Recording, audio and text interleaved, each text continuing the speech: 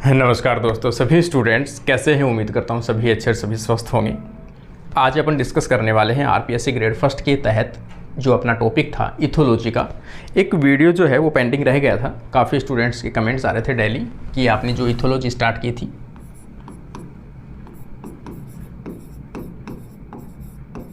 Ethology का जो पूरे वीडियो हैं 7 से 8 वीडियो होंगे जो पूरे अपलोड हो चुके हैं।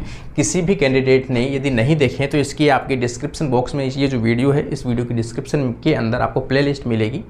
डेवलपमेंट बायोलॉजी चल रही है उसकी भी प्लेलिस्ट है और इथोलॉजी जो हो चुकी है उसकी भी प्लेलिस्ट है। उसका एक लास्ट टॉपिक था छोटा सा, उसमें कुछ पोर्शन मैंने डाला है। तो यहाँ पे है फीडिंग बिहेवियर। लास्ट जो टॉपिक है वो क्या है? Feeding behaviour. फीडिंग का मतलब होता है कि कोई भी एनिमल्स होते हैं, जो कोई भी प्राणी होते हैं, वो अपना भोजन प्राप्त करने के लिए किस प्रकार का व्यवहार शो करते हैं। ठीक है ना। इनका सबसे इम्पोर्टेंट रहता है यहाँ पर फूड सर्चिंग के लिए, फूड सर्चिंग या भोजन प्राप्त करने के लिए किया गया व्यवहार, किस प्रकार का व्यवहार करते हैं। इनमें से जो क्वेश्चन पूछा जाता है केवल उसी के ऊपर फोकस किया है मैंने। क्वेश्चन आता है हमेशा बैट के ऊपर। किसके ऊपर पूछा जाता है? ये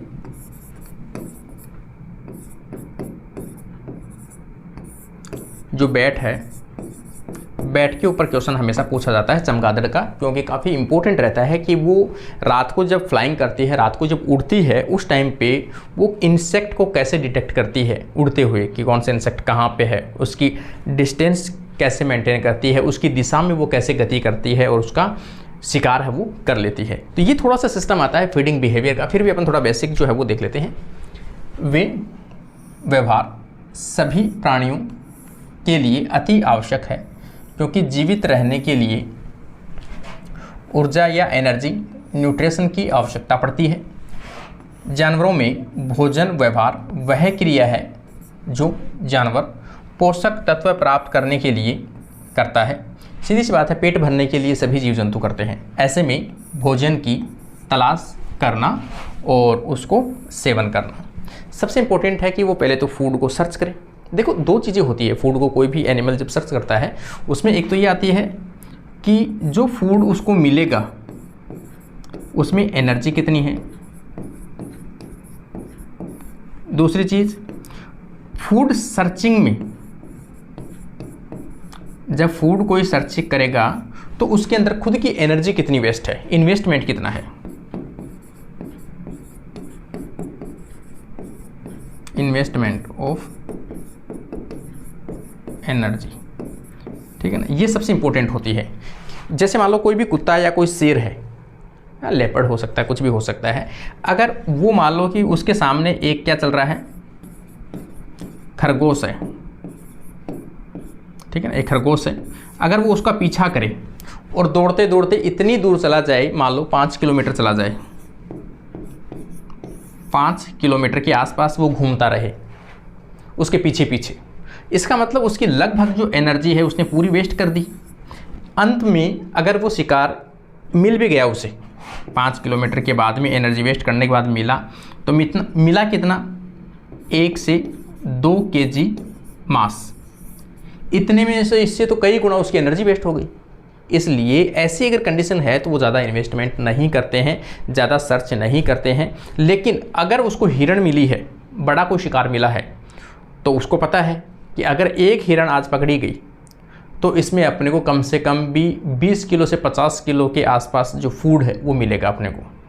ठीक है, तो वो फूड मिलेगा, उसके लिए वो ज़्यादा अपनी एनर्जी इन्वेस्टमेंट करता है। तो इसमें दोनों चीज़ें रहती है कि जो एनर्जी उसको मिलने वाली है उसमें एनर्जी कितनी है, मास कितना है, कितने दिन तक चल सकता है और वो अपनी कितनी एनर्जी वेस्ट करे ताकि वो उसको रिटर्न मिल सके। ठीक है ना। ये सभी चीज़ें इसमें फीडिंग के अंदर काम आते हैं टर्म्स।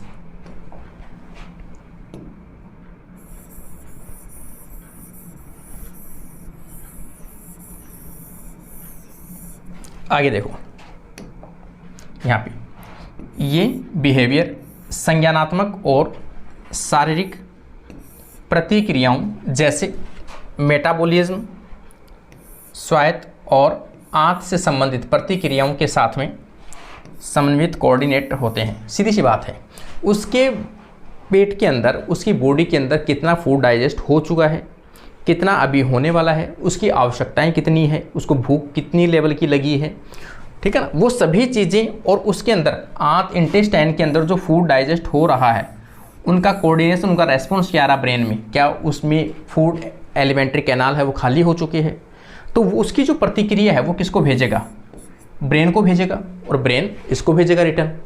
इसका मतलब वो डिपेंड करता है उसकी आवश्यकता के अकॉर्डिंग उतना ही व्यवहार वो शो करेगा। ज़्यादा भूख है तो ज़्यादा वो कोशिश करेगा, कम भूख है तो कम करेगा, ठीक है ना।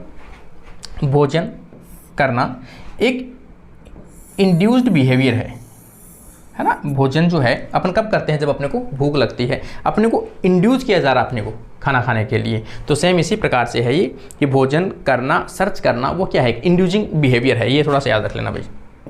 फीडिंग बिहेवियर एक प्रकार का इंड्यूसिंग बिहेवियर है जो जीवित रहने के लिए आवश्यक है, ठीक है ना, induced.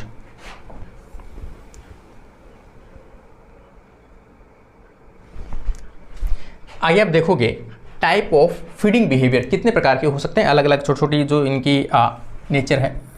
Type of feeding behaviour अलग अलग प्रकार का हो सकता है, जैसे पॉलीफेजी, ठीक है ना, एक से अधिक प्रकार का शिकार, सभी प्रकार के भोजन को ग्रहण करना, ठीक है ना, और उनको सहन करना।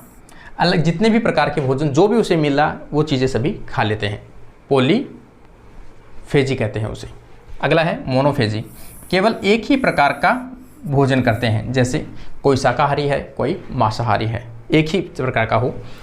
ये जीव केवल एक विशेष प्रकार का जो भोजन है वही भोजन ग्रहण करते हैं, जैसे खरगोश है केवल घास के ऊपर, दूब के ऊपर डिपेंड रहता है। इस प्रकार से ओलिगोफेजी, यहाँ पे देखोगे कम मात्रा में फूड लेते हैं लेकिन अति आवश्यक होने पर लेते हैं, ठीक है ना, कम मात्रा में फूड लेते हैं। यहाँ पर देखेंगे कीरेटोफेजी, ये केवल किरेटिन से संबंधित जो फूड मटेरियल है उनको लेते हैं। किरेटिन प्रोटीन से संबंधित जो फूड है केवल वही मटेरियल को ये क्या करते हैं, फूड में ग्रहण करते हैं, जैसे क्लॉथ मोथ के द्वारा वूल, ऊनी कपड़ों को खाना, ठीक है ना। ये जो क्लॉथ है, कपड़े वाले जो मोथ्स हैं वो किसको खाते हैं, कपड़ों के ऊनी कपड़े जो हैं उनको खाते हैं। तो उनके अंदर फाइबर्स होते हैं या किरेटिन जो होते हैं उनको वो डाइजेस्ट करते हैं। तो अलग अलग जीवों का अलग अलग प्रकार का जो नेचर है वो देखने को मिलता है। स्नेक के द्वारा अपनी स्किन को खाना, ठीक है ना। स्नेक क्या करता है, अपने ऊपर जो स्किन होती है वाइट पतली, उसको क्या करता है, ये खाने की कोशिश करता है या खा लेता है। यहाँ पर देखेंगे अपन फिल्टर फीडिंग, किसी सॉल्यूशन में से पोषक तत्व प्राप्त करना, ठीक है ना, ये फीडिंग बिहेवियर है।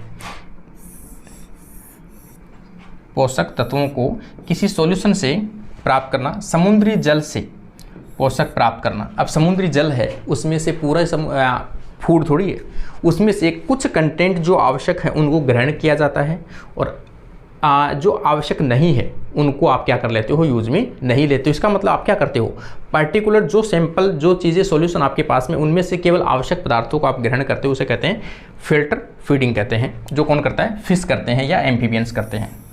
एम्फीबियंस तो फिर भी बाहर आके थोड़ा बहुत अपना कर सकते हैं, शिकार कर सकते हैं, इंसेक्ट खा सकते हैं, लेकिन फिशेस जो है वो केवल डिपेंड है वाटर के ऊपर, और वाटर के अंदर ही वो फिल्ट्रेशन का काम करते हैं और अपना भोजन प्राप्त करते हैं।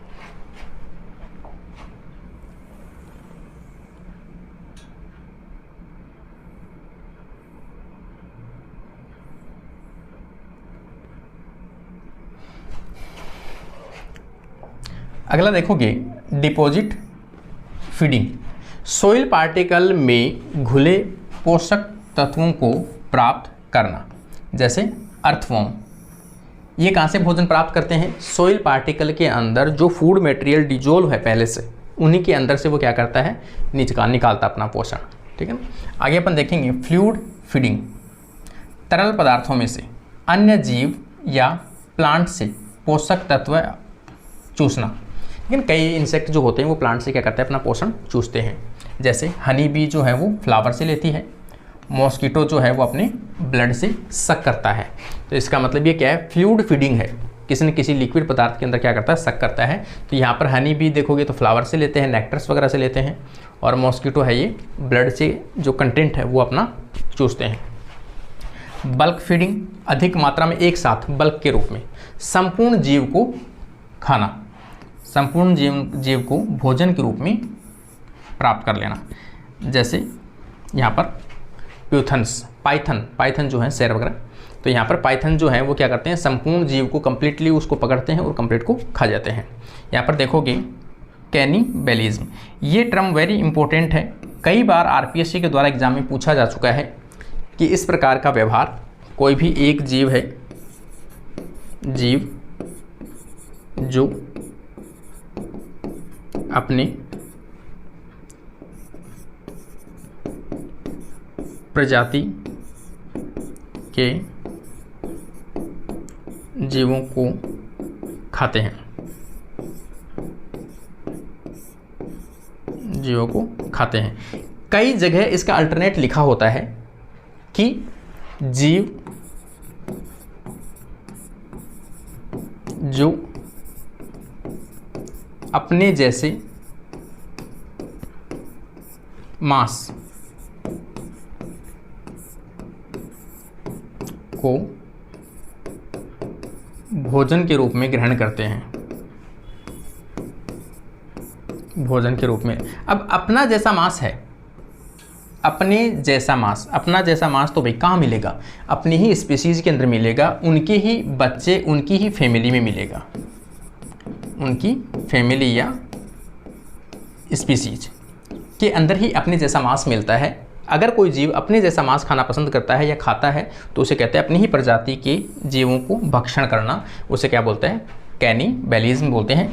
ऐसे जीव जो अपनी ही स्पीसीज के मेंबर को खाते हैं, जैसे आप बात करोगे यहाँ पर कॉकरोच, ठीक है ना, कॉकरोच जो है वो क्या करता है, अपने ही जाति को खाता है, जो कॉकरोच अपन पढ़ाया था उसमें भी डिस्कस किया था, ठीक है ना। यहाँ पे देखेंगे लिग्नोफेजिया, वे जीव जो लिग्निन को खाते हो, लिग्निन का मतलब है लकड़ियों को खाते हो, वुड को खाते हो, कास्ट को खाते हो, है ना, लकड़ियों को भोजन में प्राप्त करते हो, जिसके अंदर क्या होता है, लिग्निन होता है, इसलिए इसे क्या बोलते हैं, लिग्नोफेजी के नाम से बोलते हैं। पेडोफेजी, ये जीव यंग जीवों को खाते हैं, ठीक है ना, यंग जीवों को खाने वाले क्या बोलते हैं, पेडोफेजी के नाम से बोलते हैं।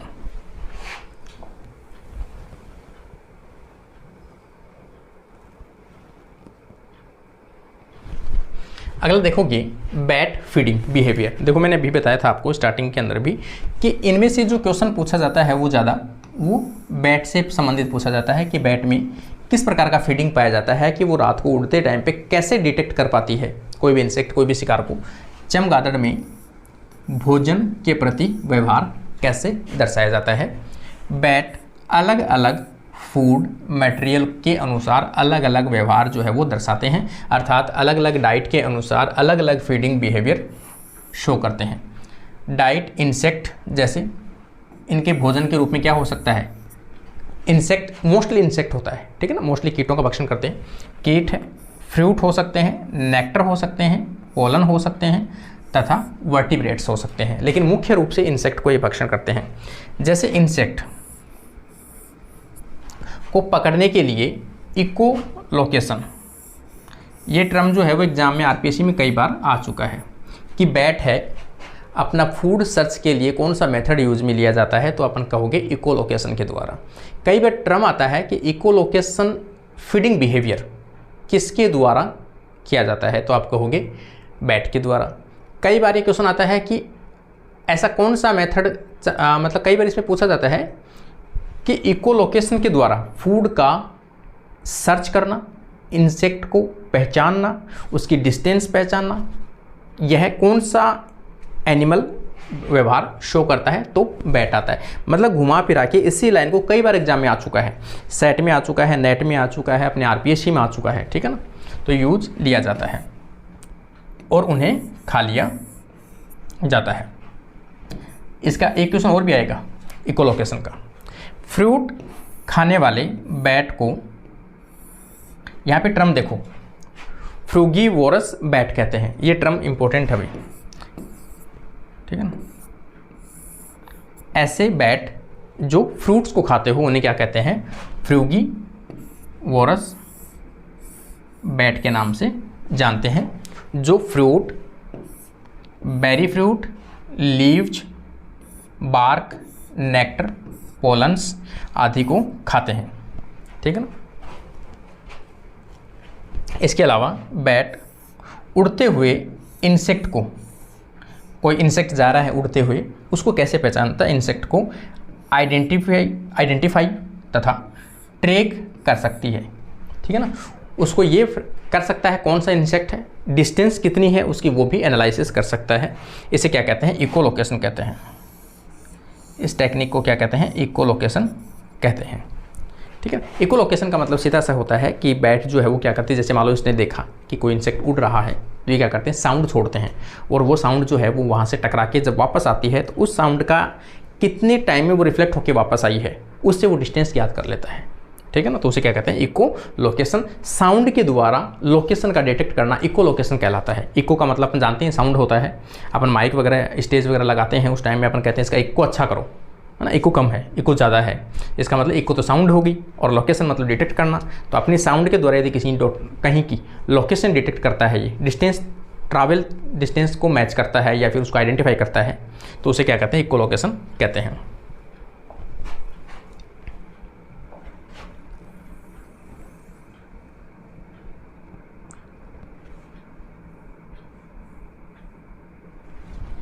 जैसे यहाँ पे अपन देखेंगे, बैट नाइट में अपने शिकार को सर्च करने के लिए या नेविगेशन, ठीक है ना, कौन सी दिशा के अंदर है, नेविगेशन करने के लिए इको लोकेशन यूज में लेते हैं। हाई फ्रीक्वेंसी साउंड वेव्स छोड़ते हैं, अल्ट्रासाउंड। ये क्वेश्चन आ चुका है एक बार, आरपीएससी में आ चुका है, ठीक है ना, कि बैट इको लोकेशन के दौरान कौन से साउंड को यूज में लेते हैं, तो वो अल्ट्रासाउंड को छोड़ते हैं। माउथ या नोज से इमिट करते हैं या छोड़ते हैं, और छोड़ते कैसे अल्ट्रासाउंड, मुंह से छोड़ते हैं या नाक से छोड़ते हैं। जो ऑब्जेक्ट मतलब जो इंसेक्ट है, जो ऑब्जेक्ट से टकराकर वापस बैट के पास में आती है और इसे क्या करता है, ये डिटेक्ट करता है, उसे अपन क्या कहते हैं, इको लोकेशन कहते हैं, ठीक है ना। कोई चीज़ यहाँ पे अगर बैट है इस प्रकार से, और इसने यहाँ से अपनी छोड़ी, ठीक है ना, यहाँ से अगर अपने इसको छोड़ेगा इस प्रकार से, और यहाँ पे इसका क्या है, कोई टारगेट है, तो ये टारगेट से वापस से जब साउंड टकराएगी तो ये कैसी आएगी, वापस टकराती हुई इसके पास में पहुंचती है। तो ये इसके क्या कर लेता है, ट्रैवल देख लेता है कि कितनी दूर पे फूड है, क्या मुझे उड़ना चाहिए, क्या उसको सर्च करना चाहिए, कैसे क्या करना चाहिए। तो यहाँ पे अपन देखेंगे, जैसे ये बैट है और इसने क्या किया है, सबसे पहले इको साउंड छोड़ा है, ये वाला, ठीक है, अल्ट्रासाउंड छोड़ा है ये इस प्रकार से, ये है अल्ट्रासाउंड। और जब वापस जो रिटर्न आ रही है ये वाली, ठीक है ना, ये वाली जो वापस आ रही है ये क्या है,